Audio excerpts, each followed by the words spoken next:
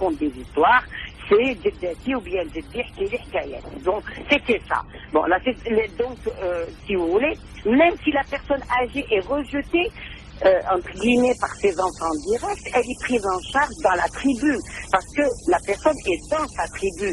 Donc on ne ressent pas le rejet, parce qu'il n'est pas bien avec son fils ici, il va chez l'autre fils, il va chez le cousin, il va chez le frère, la belle-fille ou la fille du frère ou du cousin, c'est comme sa fille, etc., etc.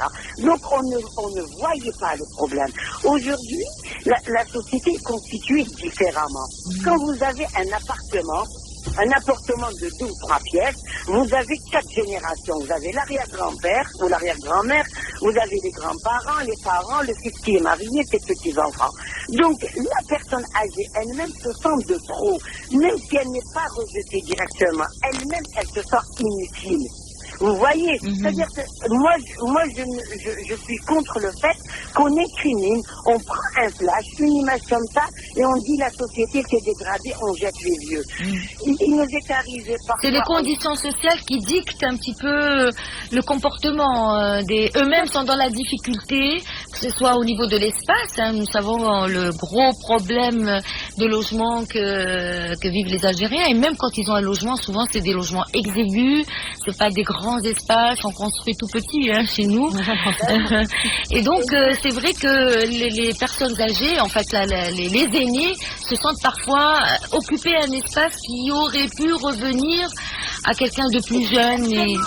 Exactement, il vous dit je prends une place alors que mon petit-fils est en âge d'être marié et moi j'occupe une place qui l'empêche lui d'avoir une chance pour se marier. Et je dirais pire encore, je vais encore soulever un tabou. Parce que souvent on nous dit que les gens par pauvreté, c'est un petit peu ce que dit la loi, parce que les gens n'ont pas les moyens et donc on crée des structures pour accueillir les vieux qui sont rejetés parce qu'ils n'ont pas les moyens, ou bien l'État qui dit je vais augmenter la pension jusqu'à 10 000 dinars comme si c'était un problème d'argent. Or, les gens ne jettent pas leurs parents parce qu'ils n'ont pas les moyens de les nourrir. Ce n'est pas vrai. Vous avez souvent des gens qui ont les moyens et ils jettent leurs parents parce qu'ils sont pressés aussi d'hériter en quelque sorte. C'est-à-dire que moi je ne me limite pas. C'est-à-dire qu'il ne faut pas stigmatiser. C'est pas les plus pauvres qui jettent leurs parents. Ben oui, parce que ça devient insultant, ça devient, c'est des stéréotypes, c'est des clichés qui sont vraiment insultants. Les gens partagent, parce que il y a une solidarité sociale, qu'on le veuille ou pas. Les gens continuent d'aider les personnes âgées. Donc ce n'est pas un problème de moyens, c'est un problème de structure sociale qui fait que les gens ont perdu ce qu'ils avaient avant. Parce que, en plus, une personne âgée qui a travaillé toute sa vie, qui arrive à la retraite, nous n'avons pas les structures qui accueillent les personnes âgées. Donc la personne se sent inutile. Nous n'avons pas les activités. Vous prenez, on critique souvent les sociétés occidentales, mais ce qu'on oublie, c'est que souvent, ça nous fait rire de voir les croisières du 3e âge. Mais les personnes âgées dans les pays occidentaux, les gens ont travaillé, ils ont une retraite. Après, ils organisent... Avant la crise, hein, avant la crise. La crise ou pas crise, c'est des personnes qui sont âgées. Qui arrivent à un âge où elles ne peuvent plus se prendre en charge. Il y a des maisons d'accueil, je ne parle pas des asiles, des mouroirs pour vieillards. Je parle de structures où les gens, avec leur retraite, payent des espèces de pensions. Surtout pour les personnes âgées valides, généralement, elles peuvent être dans des centres... c'est pas tout à fait des centres, c'est des pensions, voilà, des pensions. Voilà. Vous avez des immeubles, s'ils ont les moyens de se payer un 2 pièces pour pouvoir recevoir, ils se payent le 2 pièces.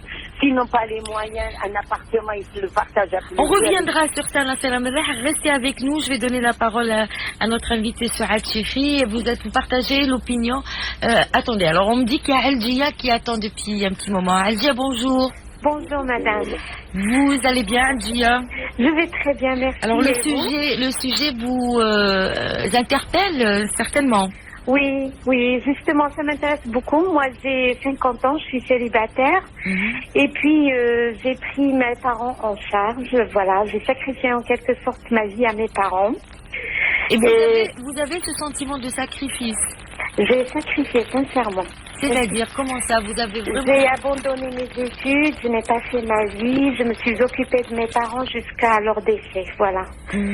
Voilà. Mais c'est très lourd quand même comme charge, même si je sais que vous l'avez fait par amour. Je l'ai fait par amour. Mais la oui, contrepartie est un peu lourde pour vous, non? Oui, elle a été très très lourde et puis maintenant je me retrouve toute seule, voilà, sans ma famille. Et vous craignez vous-même la vieillesse en quelque sorte? Oui, en quelque sorte, parce que j'ai personne, j'ai pas fait ma vie, j'ai pas d'enfant, je n'ai personne. Dernièrement, j'ai eu j'ai été malade, j'ai eu un cancer du sein, donc j'ai eu plein de bobos, voilà. Oui. Et je me retrouve toute seule. Ouais. Vous regrettez un peu, même si je sais que peut-être la question peut choquer? Je regrette pas ce que j'ai fait pour ma famille. Mais ce qui me fait peur, c'est d'être seule, voilà. C'est de rester seule un jour sans personne. Et si vous aviez reçu de l'aide, tout ça vous aurait permis de vous occuper de vos parents et en même temps de faire votre vie? Oui, tout à fait. Vous auriez aimé recevoir un peu plus d'aide de l'État? Oui. Parce que bon, les choses ont un petit peu changé justement grâce au travail des associations comme l'association 3e âge qui est avec nous aujourd'hui, qui avait milité pour que justement qu'on n'abandonne pas ses parents, mais que les familles qui n'abandonnent pas leurs parents soient aidées, soit par une aide ménagère, enfin ce qu'on appelle une assistance, hein, donc les sociales, hein, ou financièrement. Vous auriez aimé recevoir cette aide, Aldia? Oui, parce qu'avant j'étais vraiment seule et c'était difficile à gérer tout ça. Mais c'était difficile, par exemple, de trouver quelqu'un qui partage avec vous cette contrainte, c'est-à-dire un compagnon, un mari. Oui, tout à fait. Elle est encore jeune, hein? Oui. Vous avez quel âge, Aldia? J'ai 50 ans. Vous êtes jeune, madame. Alors. Faut pas désespérer, hein, parce que des fois on peut rencontrer quelqu'un qui a encore un bout de chemin à faire et qui voudrait le partager, hein, donc. J'ai pas eu la chance, dommage. Eh bien, venez nous rejoindre. Merci Aldia pour votre témoignage. Il est 10h30 minutes. On continue à nous appeler. Si vous êtes un petit peu peur, si vous avez peur un peu de vieillir, si vous avez peur de la vieillesse, et pourquoi? Dites-nous pourquoi la vieillesse vous fait-elle peur? Ou alors vous avez eu à prendre en charge vos parents ou une tante ou un oncle. Également, vous pouvez nous parler de cette expérience. C'est justement l'expérience de la vieillesse dont on parle ce matin. Alors Saad, vous avez écouté le reportage, vous avez écouté le témoignage, vous avez écouté la sociologue. Qu'est-ce que vous pouvez nous dire? Quelle est votre réaction? D'abord, en premier lieu, je dois féliciter la demoiselle qui vient de parler. Et puis, moi, je lui dirais, c'est en votre honneur. Au contraire, c'est extraordinaire ce que vous avez fait. Et puis, qu'elle ne se sente pas seule, bien au contraire. Bon, même c'est vrai que c'est difficile, surtout qu'elle est passée par un passage difficile. Mais il faut qu'elle s'approche de son entourage. C'est-à-dire, même si elle n'a personne, qu'elle sache qu'on est à ses côtés. Si elle a besoin de quoi que ce soit, qu'elle peut nous joindre à n'importe quel moment. Alors, on rappelle, l'association 3e âge, elle se trouve à Sawali, qu'elle peut me joindre sur mon numéro fixe, donc le portable plutôt 06 61 51 70 07. Donc bienvenue madame. Au contraire, on sera très enchanté de vous recevoir. Concernant le reportage, là vraiment j'étais très très touchée parce que c'est extraordinaire. On parle de personnes âgées qui sont bien entourées, ils sont bien pris en charge, c'est des grands-mères, c'est des grands-parents, c'est extraordinaire. Mais en réalité, est-ce que vraiment c'est ça la société algérienne? Moi quand j'entends ça, c'est que vraiment c'est pas un sondage. Hein, oui, je crois que là c'est passé dans un endroit. C'est pas un sondage, c'est des personnes rencontrées au hasard. Oui. Donc des pérégrinations de notre reporter. Au contraire, je me félicite et d'ailleurs je dis félicitations à ces personnes âgées qui sont bien entourées, bien pris en charge, qui aiment leurs petits-enfants et qui sont présents et sont fiers parce que je pense qu'ils ont un passé extraordinaire et un avenir aussi. Mais nous, on parle surtout de personnes âgées qui n'ont rien, qui se retrouvent pratiquement seules. Et c'est vrai que ce n'est pas facile pour ces gens-là. Donc Dieu merci. Mais quel est généralement le profil de ces personnes qui se retrouvent seules? C'est quoi? C'est déjà des gens ou des personnes qui ont été abandonnées par leur famille ou des personnes qui n'ont pas de famille Eh bien c'est un tout en fin de compte. Algia parle de son célibat. Elle dit voilà, je suis célibataire et finalement forcément je vais me retrouver seule. Effectivement, c'est la peur de tout le monde. Surtout pour ces célibataires, je vous dirais qu'il y en a beaucoup malheureusement. Célibataires, oui, que ce soit des femmes ou des hommes. Et croyez-moi, quand ils atteignent un certain âge, bon, 50 ans, c'est rien, on est jeune encore. Hein. Moi, je parle des gens qui ont atteint 60 ans, 65 ans et puis qui se sentent seuls, qui se retrouvent seuls plutôt, et surtout avec d'autres maladies. Et là, c'est très très difficile pour ces gens-là parce qu'ils n'acceptent pas leur âge premièrement, ils n'acceptent pas leur maladie et puis ils se retournent contre eux-mêmes en fin de compte, donc ils s'abandonnent. Et là, c'est vrai qu'on a besoin d'être entourés, on a besoin de les prendre en charge, qu'ils soient écoutés surtout parce qu'en fin de compte, ce n'est pas leur donner de l'argent ou les prendre en charge, c'est-à-dire dans une structure ou quelque chose comme ça. Non, ils ont besoin d'aide, de discuter, d'affection et de leur rapporter ce plus qu'ils ont perdu. Voilà, c'est ça le Salam Alek parlait tout à l'heure, parce que là vous parlez des cas particuliers, de ceux qui sont abandonnés, qui sont les plus fragilisés. Mais il y a encore, nous on parle de façon générale de la vie de senior ou la vie après la retraite, la vieillesse déjà en tant que telle, comment elle est vécue psychologiquement parlant.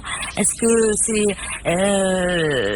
c'est l'attente de quoi? Puisque souvent après pour ceux qui ont pu travailler, qui ont une retraite, souvent il n'y a pas grand chose sauf ceux qui ont des compétences un peu particulières, qui continuent à travailler, mais c'est l'attente de quelque chose. Et là, ça m'a parlé en Europe et notamment en Occident, parfois on profite de sa vieillesse pour faire toutes les choses qu'on n'a pas eu le temps de faire, c'est-à-dire voyager, pas seulement à l'extérieur, voyager même à l'intérieur du pays, aller faire des cures de thermalisme, parce que ça fait du bien pour la santé, etc.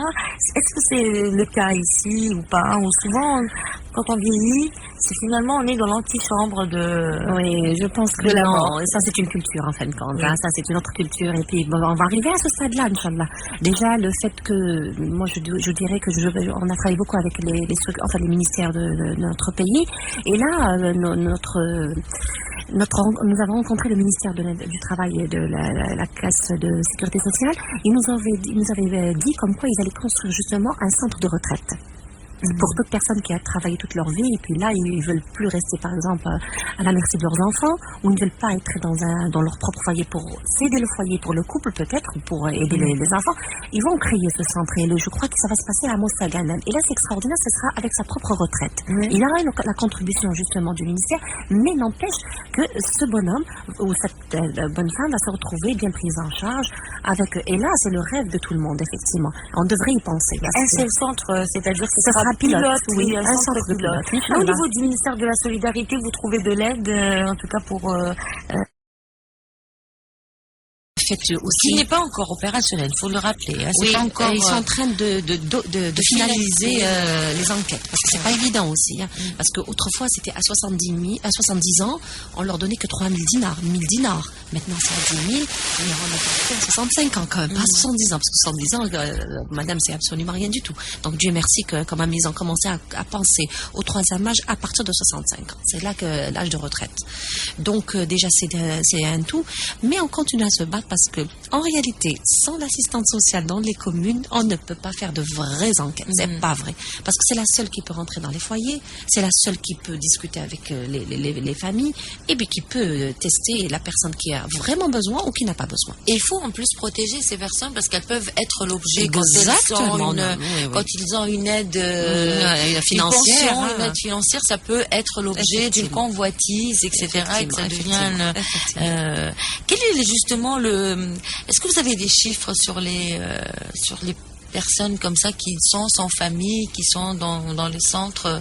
Est-ce que les chiffres, on ne peut pas vous les donner, mais quand même on peut dire qu'il y a 40 centres sur le territoire national, c'est beaucoup. Dans un pays musulman comme le nôtre, moi je dirais que ça sonne mal et ça fait vraiment mal de dire comme quoi nous avons 40 structures sur le territoire national. Non, je trouve que c'est trop. Moi je pense qu'il faut abolir tout cela. Laisser les personnes âgées qui n'ont vraiment personne. Abolir, c'est-à-dire vous voulez que les centres ferment? Non, oui. Arrêtez de construire, arrêtez d'encourager les familles à abandonner leurs... Parce que c'est encourager en fin de compte. Hein? Pour moi, si on abandonne la personne âgée et que, bon, en fin de compte, on les met